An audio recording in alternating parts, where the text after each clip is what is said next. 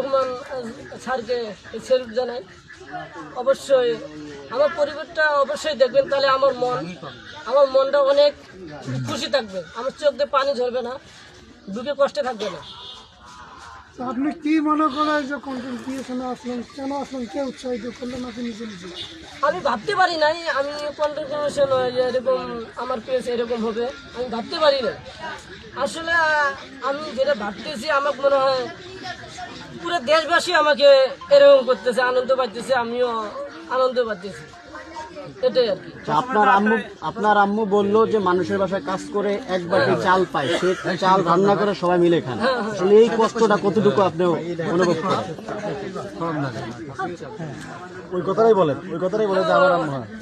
আমি যখন ছোট তখন আমার আম্মা মানুষের বাড়ি মাটি কাটছিল, কেটে আনি চাল ডাল কিনে, তখন তো চাল কিনে লাগতো 5 কেজি, 3 কেজি, 2 কেজি, মানে দিন মজুরি এরকম। আর বর্তমান